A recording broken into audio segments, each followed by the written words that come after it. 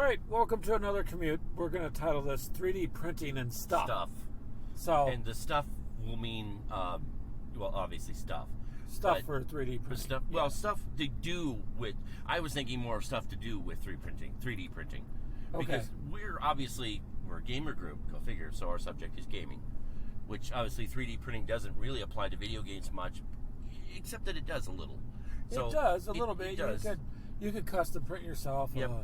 a drink holder for your chair. Yeah, you could custom print. I've seen charging stands for your Xbox and your PlayStation controllers. Oh yeah. Did you get 3D print? So that's the other stuff is some of the gaming or gaming like accessories that could be 3D printed. The other example I will talk about is the RC stuff. Like I've been talking, that one Defender I have, I want to 3D print armored windows and stuff for it because I want to make it Mad Max-ish looking, or more military, not so much Mad Max as desert military, because the thing's painted tan anyway. Your version of a futuristic or whatever. I mean, it's a Land Rover Defender, so one could definitely modify it. One could argue that it's a British military vehicle for use in the desert with that style of Humvee armored windows and everything. Yeah, I thought it looked cool. The body's kind of a little tore up anyway, and the windows are all cracked and broken.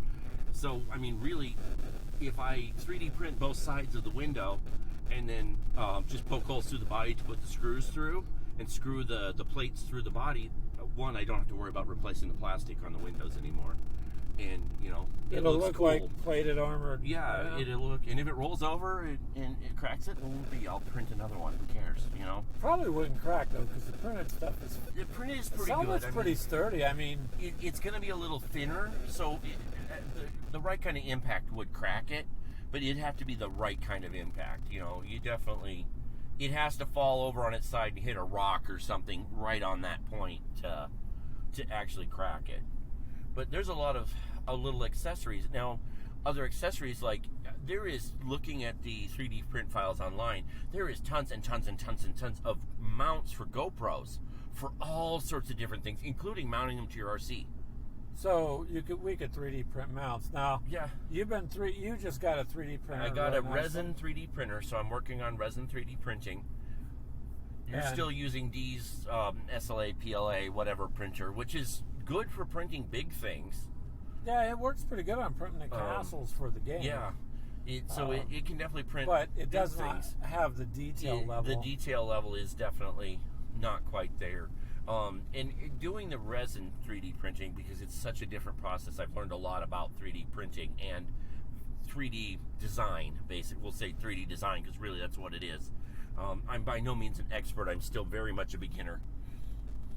No doubt about that. But, it's a learning process. I even paid for some courses to learn how to do 3D design on Blender and how to do 3D resin printing.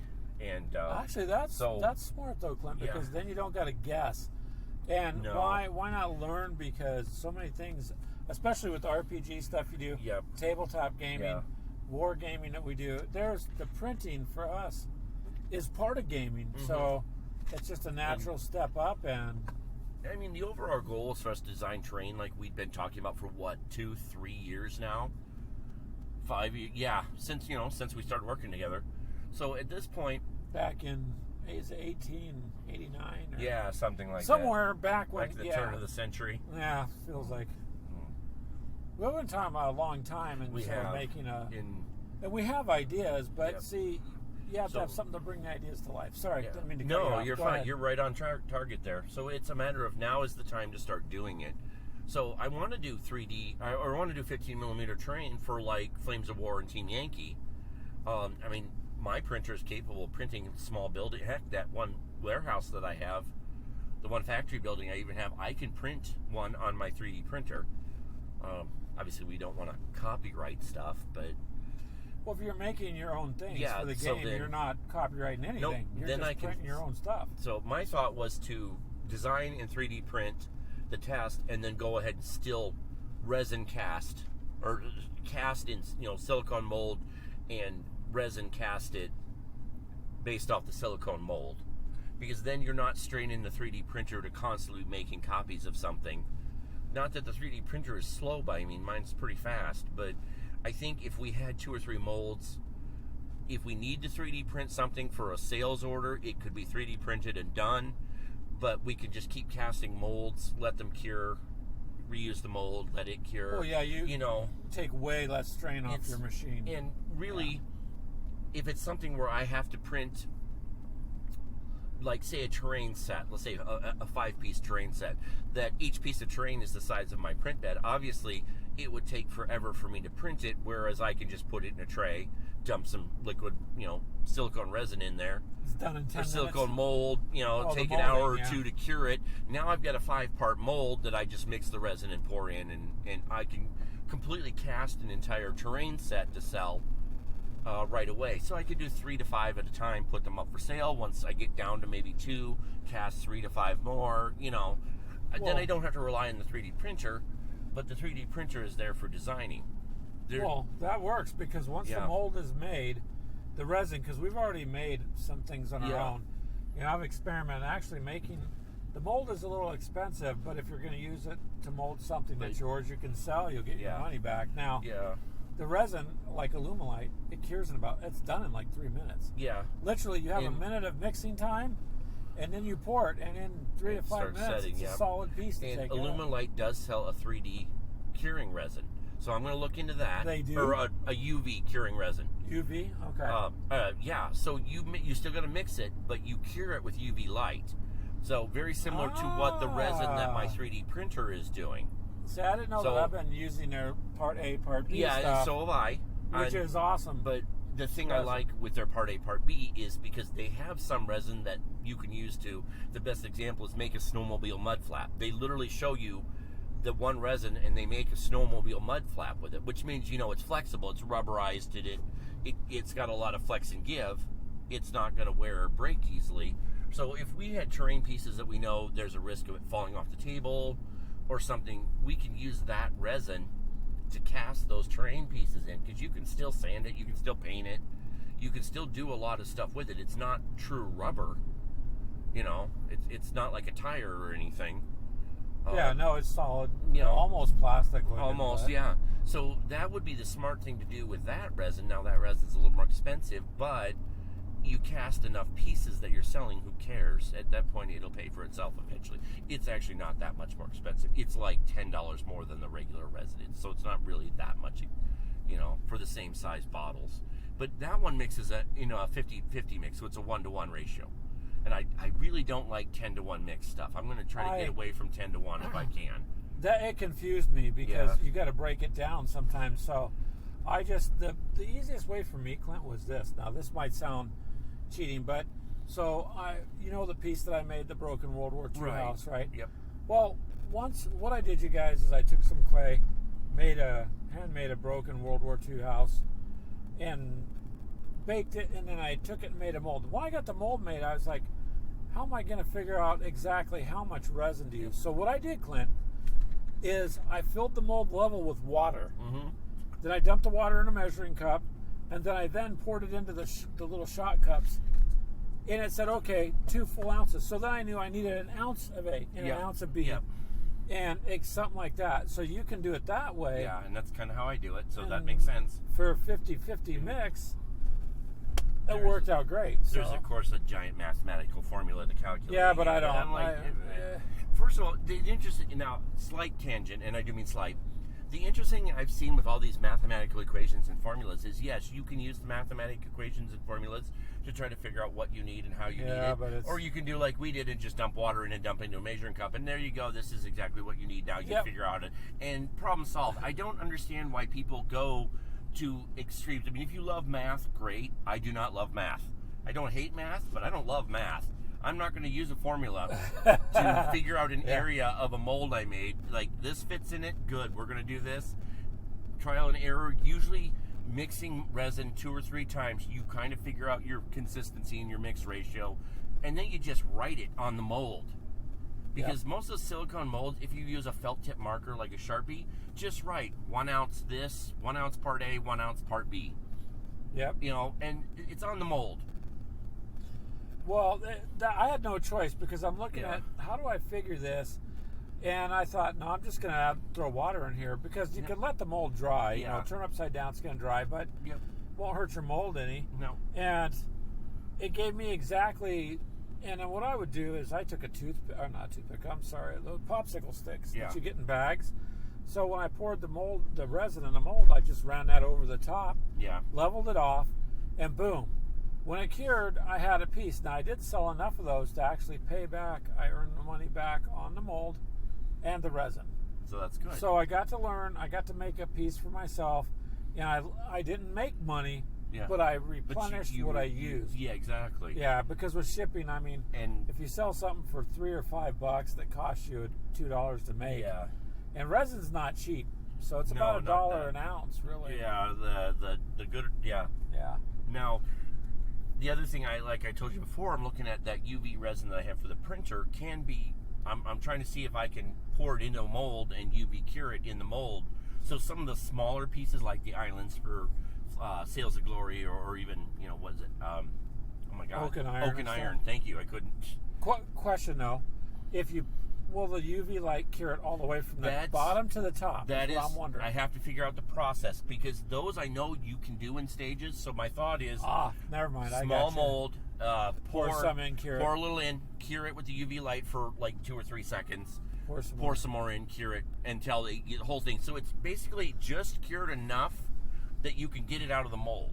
And then set it in the sun. Set it in the sun or a curing station, because I've got a curing station. Well, you got the curing station, right? So okay. That's going to be one of those those little islands are so small that's a great test subject, because I'm using almost none of my liquid resin to do it, because really 1,000 milliliters of that liquid resin is like $30. It's cheap. And I'm using the environmentally friendly resin, which is made from actual plant-based, vegetable-based, and then the water-soluble stuff, which is easy to clean up. So if I can do that with the water-soluble and the environmental resin, and it's the same price. You pay the same price for the environmental as the non-environmental.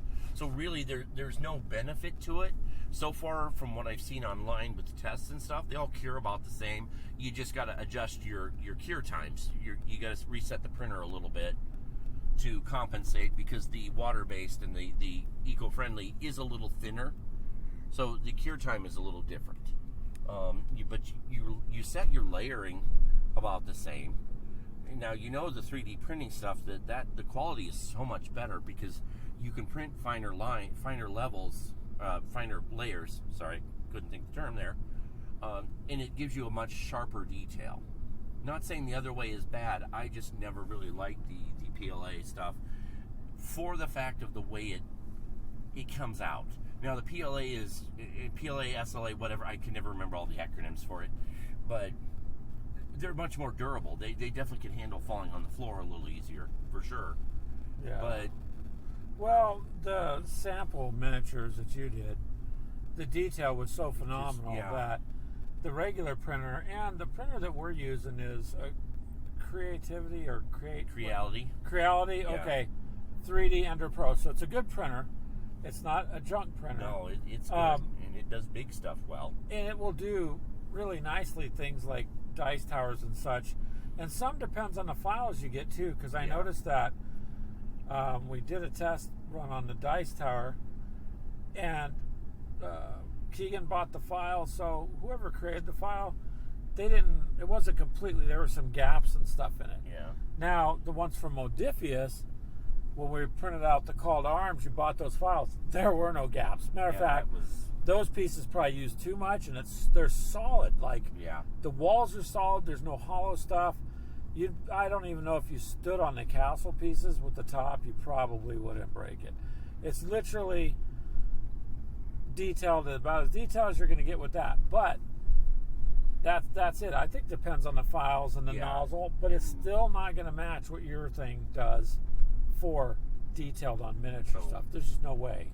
And with mine, like those stairs in the wall sections, Yeah. I can print those hollow. So I can either have them solid or I can hollow them out. But in order to hollow it, you have to add a drain plug. Because it's printing in a liquid bath, you will get liquid trapped in there. And if you get too much liquid trapped in there, it can damage it later. So they recommend that you You have a drain hole and what they call a flush hole. So you got, just say the stairwell, for example. You would put 2 holes in the bottom. And the nice thing with my program that I have, it'll print a plug for it too. So it when you make the hole, it also includes a little plug. Oh, nice. Yeah, so what you do is you basically, when you go to rinse it out when you're done, you just take a little syringe and you inject the water or alcohol, whatever you're using to clean your resins, into one hole. It comes out the other, so it flushes the interior part out. Oh, well, that would work. Because see, like on these castles, they're for basically 28 millimeter figures. Yeah. But the stairwell is solid, dude. It's printed in there solid. Yeah. I'm watching it print and I'm like, oh wow, it's taken a lot of plastic, yeah. but the piece is also rock solid. I yeah. mean, it's not. Now, to save on material, if you could do it, but see, I think that's the difference though, is yours is printing in a bed of liquid resin. Yeah. Mine has to make something for it to stand on. Yep. So it's going to take more, in my opinion, material yeah. to print something on a PLA or SLA printer than it is for you right. to print something with the liquid resin bed. So there's your trade-off. Yeah, and like I say, you can do larger files. Where I can't. But also, yours are more detailed. Print time. Your print time is long, way longer. I mean, that one piece took you 2 days? So the bottom parts of these castles took a little over 2 days, 5 hours. And I think my printer, the one bottom piece, would be about 4 hours. Yeah. So it does take, and then you got to take into account that it's wear and tear on your machine. Yeah. It's running. Yeah. You know. Mine, I have to print with supports if you want to get it off the bed without too much problem. You got to put supports on this other one too, depending on what you print. Depending on what you're doing, yeah. Now, supports are good regardless because, one, it does make it easier to get off your print bed, especially in my case where the print bed's upside down. That's really nice to be able to just kind of pop that bad boy off. Plus the supports, you can pretty much just pinch them and they'll just pop right off the figure if you do it right. Oh, that's cool. You know, because those walls I'm doing have a flat surface on the bottom anyway. All the supports are on the bottom. There's nothing on the miniature itself. So once it's done, you just kind of squeeze it. They just kind of pop off. You got little nub pieces on the bottom, little sanding paper, and you're done. You know, problem solved. Well, as long as it's easy for you to do, is what it sounds like. But I'm pretty impressed with the piece you showed me. So yeah, it kind of depends, you guys, what it is you're gonna do. Yeah. If you're gonna do detailed stuff for the miniature world, then I would get a liquid resin printer. If you're gonna do bigger, bulkier items like dice towers, castles, and again, it depends on the file because the dice tower, again, it has seams. It's like it wasn't all put together. Yeah. So, but the ones that we got from Modiphius, there you go. They design games and stuff, though. And I have zero complaints. It's absolutely, if anything, it's overkill. Yeah. But it's okay because I'd rather it be overkill than underdone. But again, it's the file. These are printed out, tabletop ready. It looks, other than some fine, well, me and you, Clint, it would bug us. Yeah. There's a few little things to clean, but almost nothing, really. The resin is a little more cleanup involved.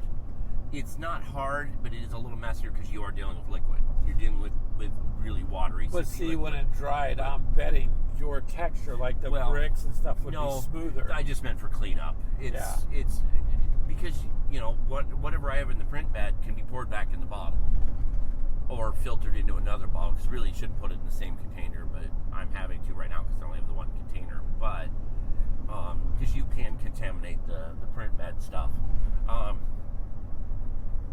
I guess what I would say, we've seen both printers in action now. We kind of know what's involved with both types of printer. Yep. So the one thing I guess that we'll definitely want to ask you guys to take away from this conversation is simply research it. Figure out what you're going to print, like you're saying. The one can do bigger, one can do smaller. The detail in one is better, but it can't do bigger. It just depends. And there are some big liquid resin 3D printers, but then you're paying money. And then when I mean money, I mean thousands. You're talking industrial quality there versus home quality. price-wise, they are not much different price. Mine was a little more expensive, but I got mine on sale, so it was about the same price as the Creality was. $200 to $300 for a 3D printer, either resin or non, SLA, whatever, or PLA, is a good price. I'm sorry, it is. But you want to buy name, first of all. You want to do your research. You want to find out what everyone's using. What are people's reviews? What do they like? What do they dislike? Then you want to see what people are buying, what people are printing, and YouTube is a great source for that. There's a lot for both. Then start making your decisions from there. That's why I told Keegan not to buy anything right away until we can kind of figure out what to do. The software is going to take some time to learn, because the software for my printer is completely different from the software for your printer. And we're both using open source software. You're using what, Cura? Yeah, I'm using the free version. Yep. I mean, it's a paid version, I think $150. Yeah. So Cura is a beautiful open source program. I use Chutabox, which is a beautiful open source program. And I'll tell you right now, I will stick with Chutabox. I mean, that's plain and simple. From what I've dealt with Cura's not bad, don't get me wrong. Chutabox is so much easier to use. So, and I can use Chutabox to do your PLA stuff. I could. But Chutabox is really kind of designed for the resin printers because you've got more control over your settings. I have bed height and bed speeds. So the bed height is how far the bed goes up out of the liquid, how fast it comes up. Because you are submerging the bed in liquid, like anything else, if you dunk a paintbrush in paint, a thick paint can, and you pull that brush out, it creates vacuum and suction. So when you're printing something on that print bed, if the bed comes up too fast, it could pull all that off the bed, and then your print's ruined. Yeah. And because the print bed is sitting inside this vat of liquid, you're almost a third of the way through the print before you even see the print on the print bed. So you don't know if it's failing or not until you're about a third of the way through. Plus, you're using so little resin, it doesn't matter. But it is a good way to keep from contaminating your print medium. There's a lot of little things that people, I think, don't realize with 3D printing that you got to know. You guys have to deal with the temperature on the nozzle. You have to make sure things don't gum up. You've had it where it gums up, and you got to clean it, and you got to clear all that out, and you got to take the jam out of it, and sometimes it doesn't feed the spool right.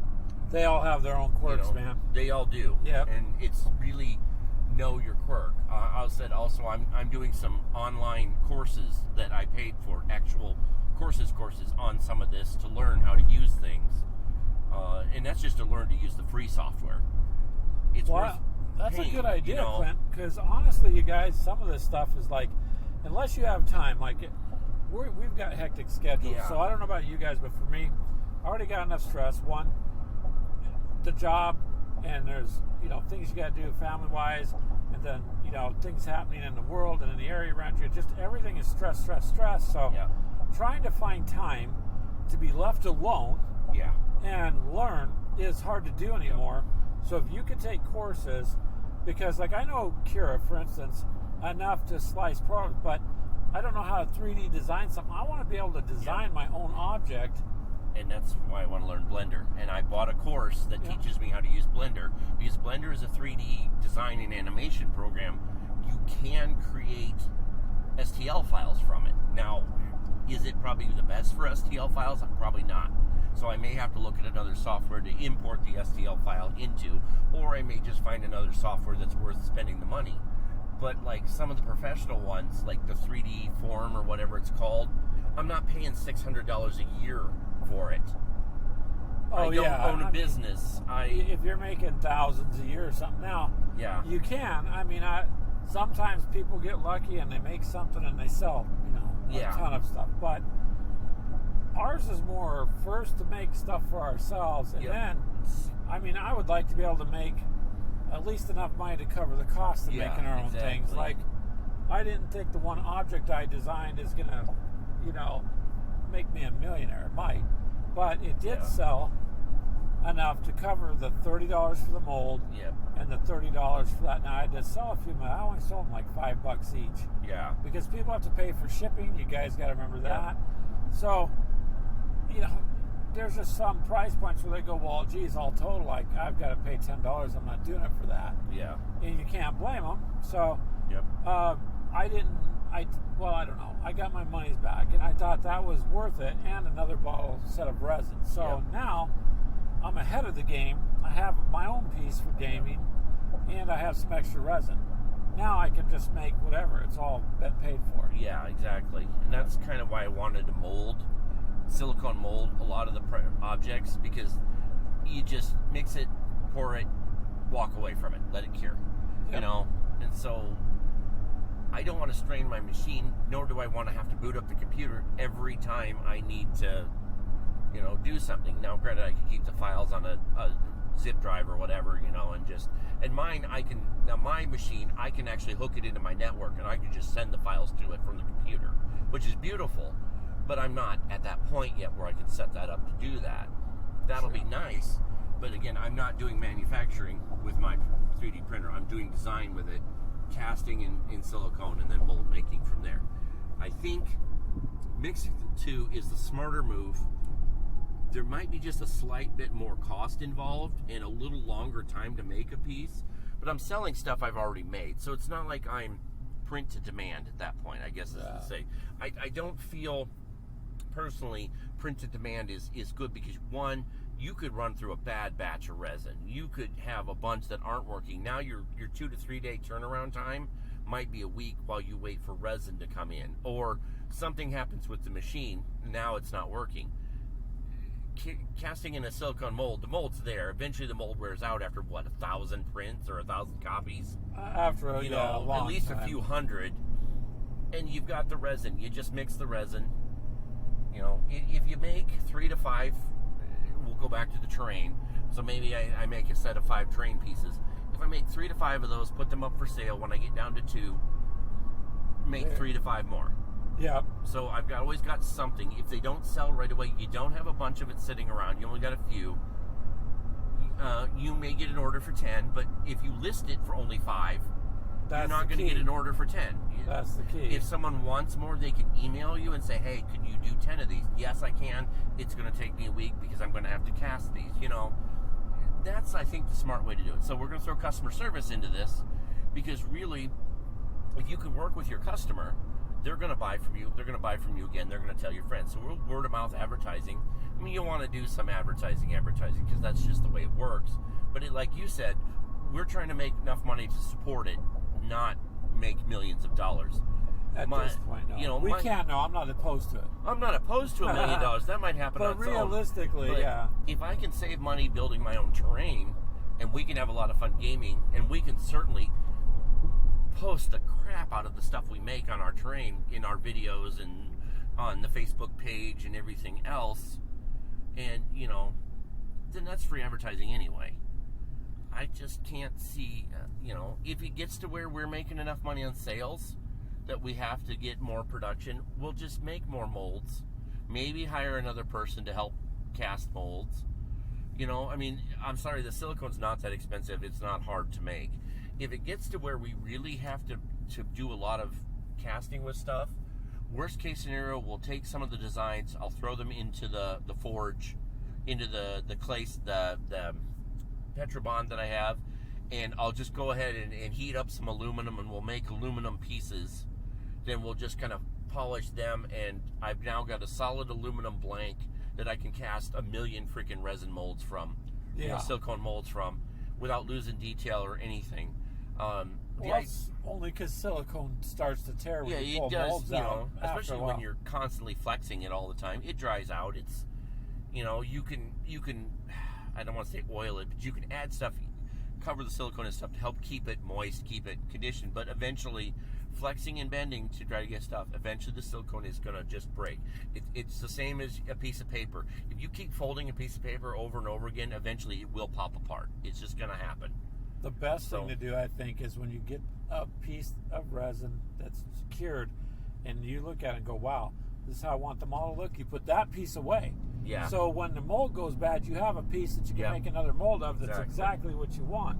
So. And that's mine. There's some stuff you could spray in there to keep them soft. Yeah. I think I bought some, but you know what? I have some molds in my drawer that have been in there for a year that I forgot, you don't. And keeping them out of the light, keeping them from sunlight. Yeah. Because that dries them out. Yeah, I mean, so there's ways to do it. And then it doesn't involve us using an expensive machine or worrying about this or that. We don't even need the computer to do that. We mix and cast. So really, I truthfully think that eventually we can get to a point where it's self-sustaining, and that's what we're doing. We're just casting and selling, and we don't have to worry about it. We're going to be, oh God, how are we going to ship this? Or, who's doing the post office run today, That's the easy one. That's what's going to be the worry about here eventually, is what I'm hoping to get to that point. And all we do in the morning is get up, make coffee, go spend half a day designing more stuff to sell, to put on the website, doing the test prints, and it's our stuff. So you're not stepping on anybody's toes, you're not copyrighting anything else, you're not, Well, that's the key people thing can't there. get butthurt about something you made because it's yours. Well, and today, people, things get stretched out of control sometimes. That looks like something I may or may not have thought of. None of that.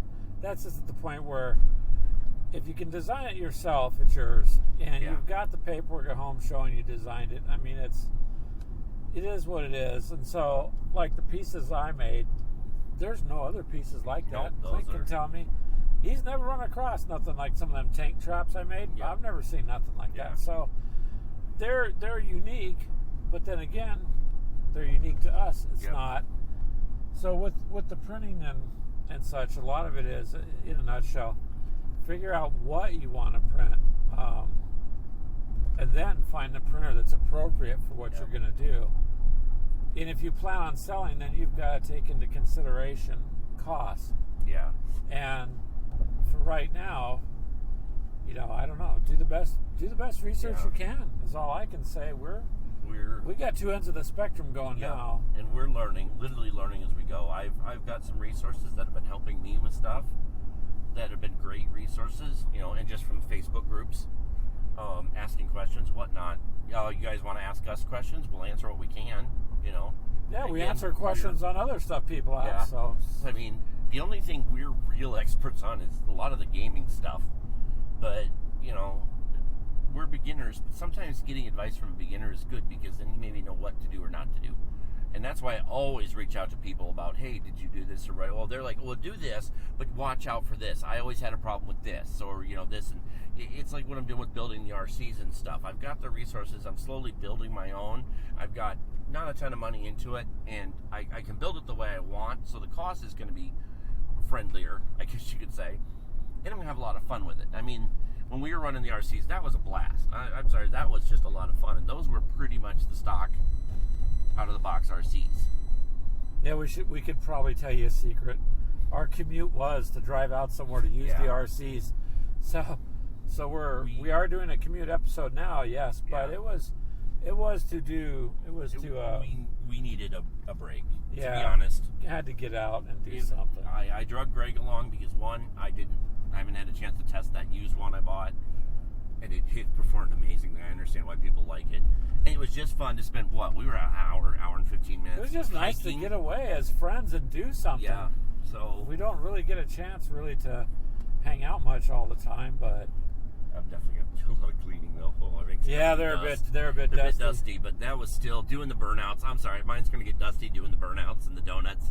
But dang, that was cool. We'll have to do a show on RC stuff too. I want to now because it is a hobby. In touching on that, so I'm working on the laser system that come with the tanks because I've been finding the individual kits, and the guys at the RC hobby shop who sell the tanks told me where to go to look for the laser components, the sensors, the laser, the chipware.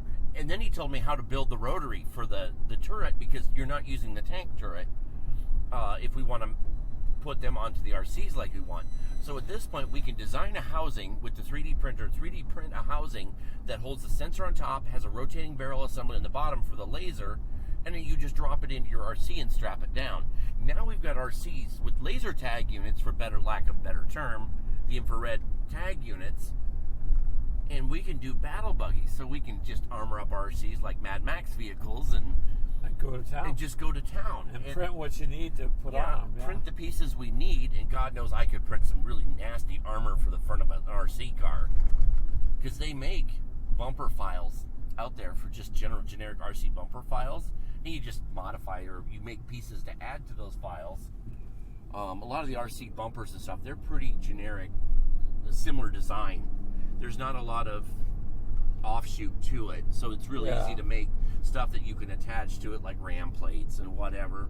And honestly, you don't want to go smashing your RCs around into each other, but really a bump, flipping one over, not the end of the world. They can handle it. They're pretty durable.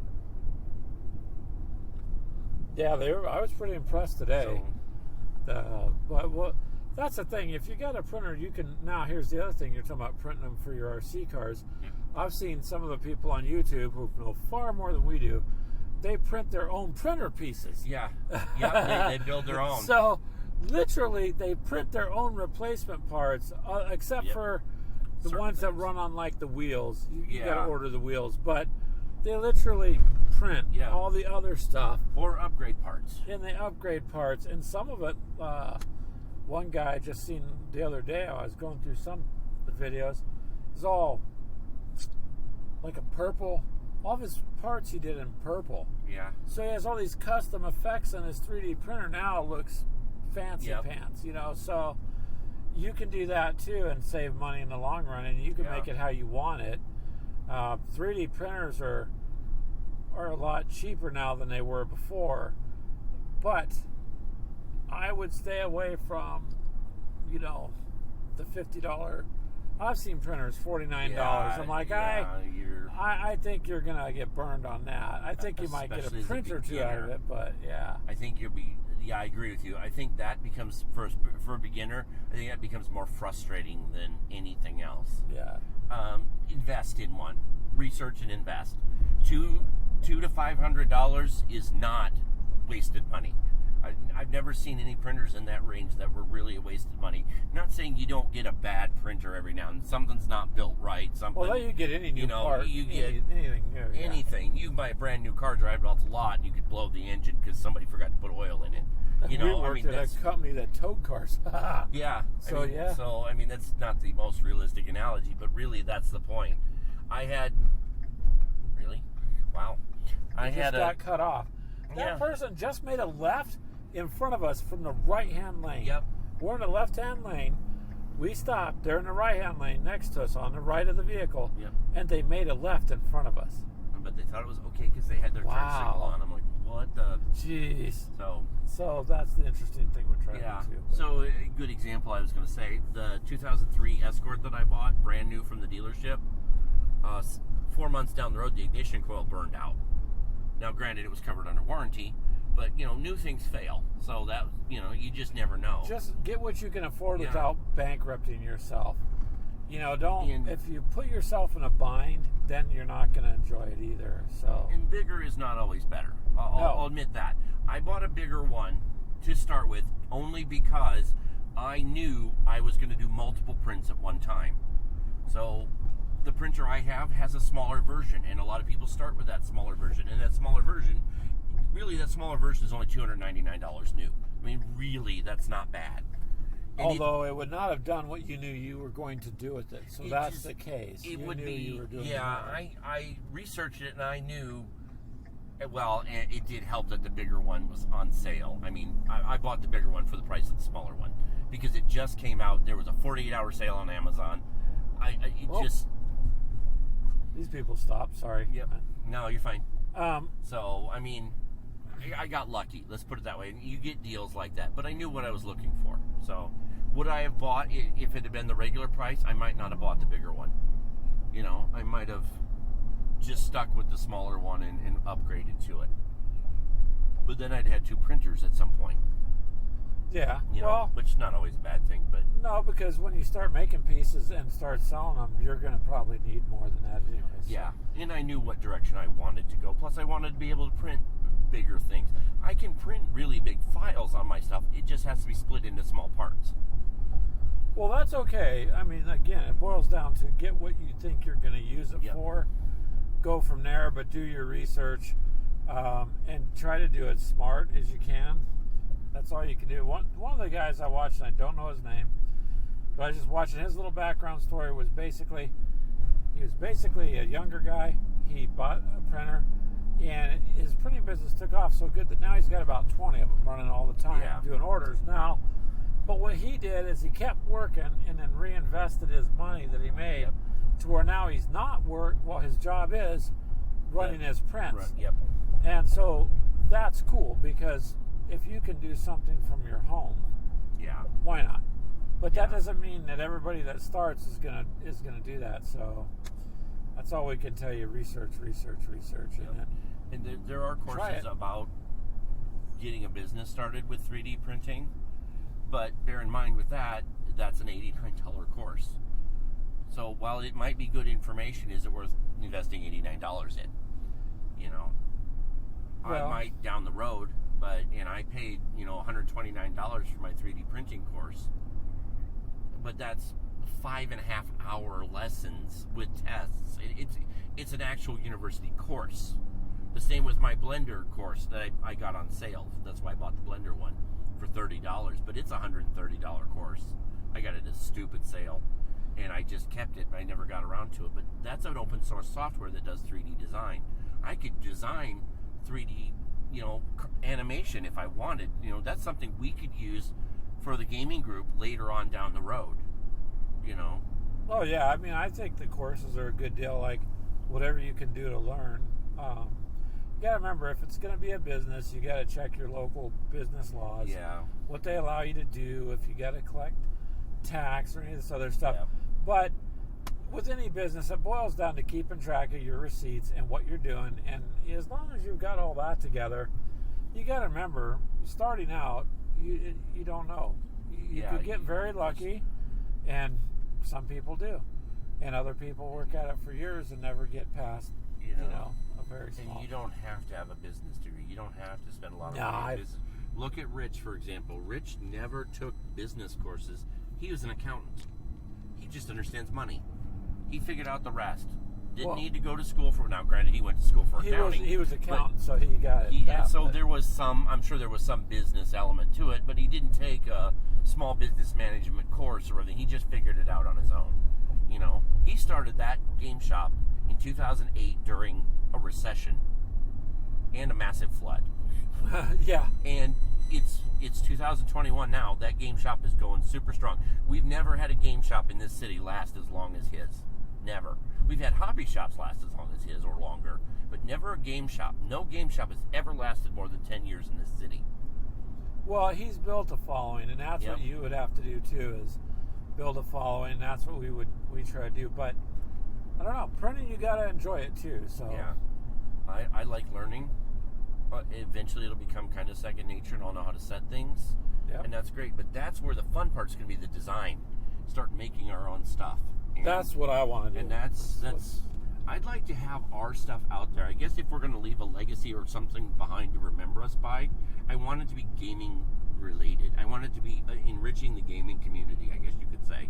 Well, because you leave behind something fun. People have fun gaming. They're like, oh, these miniatures are from so-and-so because these are so awesome and blah, blah, blah, Or the thing I also want to do is the miniatures that we build for the games, don't get me wrong, the pre-created stuff from the game companies like Battlefront, their terrain is awesome. I will not say their terrain sucks. Their terrain is awesome, and we've reviewed their terrain, and you've showed a lot of stuff. The problem I have with their terrain is one little house, is $35. Yep, and it's costing them $2 to make it. Now I understand they have to pay somebody to make it. They have to buy the materials. They have to ship it. They have to make a box and package it. I totally get that they have overhead cost. They're still making a killing. And they're still making profit. They still make roughly a 40% profit. That's great. I don't want to spend $35 for a small house. I want to put this house on eBay or Etsy for like $12 or $15 and have people go, oh, hell, I'll take 2 of those for that price. Yeah. I was selling mine for $5 to $7. And everybody else's at the time, the year before, was like $12, $15, $25, depending on what style it was. So, but one thing I made a mistake on is I had to get a box, which you know that, and then the wrapping, and then your tape. So that actually does cost more. So say you sell something for $5, but it costs you $3 to make it and $1 to pack it. You're only making $1. Yeah. Now, when you do that, you've got to sell. But that's the thing. You just look at the costs involved. But for us, like he said, we're doing it to make our own train, and then we're going to branch out and do other stuff. Yeah. But primarily, if you had $30 in resin, Clint, which you do, you would look how many pieces of terrain you could make. My God, you could knock out a ton. Knock out a table worth. My printer tells me what each piece of resin costs to print. Yeah, that's what's cool. I like that. I just go in and tell it the milliliters I'm using and the price I'm estimating it at for basically my cost, and it calculates it for me. So, there's my guide for material costs for resin. Maybe packing tape, for example. Let's just say we'll take a roll of packing tape. I'll look at what's Walmart's price for a roll of packing tape, and I'll estimate that I can package 20 boxes with that roll of packing tape. I'll divide that, you kind of got to estimate. And then that's my cost for the material. What's the cardboard going to take? In most cases, cardboard, I just find it. It's free. So, yeah. You could buy the boxes for about 70 cents. You could, the little ones. And then you do that, but... bubble mailers and anything like that. So really, it's like, how much is it going to... So you want to look at... Well, I look at it this way. If I build 6 pieces of terrain and I sell that terrain for $30, my cost for each piece of terrain is probably... Sorry about that, guys. Yeah, my phone is synced to the truck. My cost on the train is minimal, but then when I start adding it, I'm going to make profit on $30 for 5 pieces of train. But you're going to get 5 pieces of train for $30. Yeah. Well, there's all sorts of things to it, like we said over and over. Research it, figure out what you want to do. If you want to do 3D print, a lot of people have a 3D printer just to make things for themselves and have fun. And that's perfectly acceptable. You should be able to have some fun. So then another side of it, if you're designing, you can sell your STL files. There are a lot of websites that sell STL files. You can buy STL files for $0.25. You can pay $5 or $6. I bought one, that giant bridge castle thing I was telling you about that I want to build for 28 millimeter. Yeah. Do you know what the STL file cost for me? I don't know. You might want to sit down for this. It was 75 cents. I know, 3/4. That's a lot, Wow. 75 cents for a 28 millimeter file. Castle. The thing is probably, I'm going to guess, it's 1.5 feet tall at least. I mean, it's huge, and it'll be a great terrain piece once I get it printed. I just have to break it down to fit my printer. So it's in 6 pieces that it prints normally, but it's too big for my print bed. I'm going to have to break it down into 12 pieces and glue that. Well, still, it's going to be cheaper for you to do it that way than to try to buy a piece like that, which would set you back $100 or more. So the roof section that I couldn't print because it was just a little too big, it still estimated that roof section at, are you ready for this? 46 cents for me to print. Okay. So it really, and this is not something I'll print and sell because it's somebody else's STL file, and even though I bought it, I don't have the right to sell it. I don't. Well, you bought it for personal use. I bought it because it's awesome, and that's the thing we'll use it. With the printers is you can buy all these files you want from wherever you want and print something you want. Yeah. There's a lot of people out there with great ideas to put them into.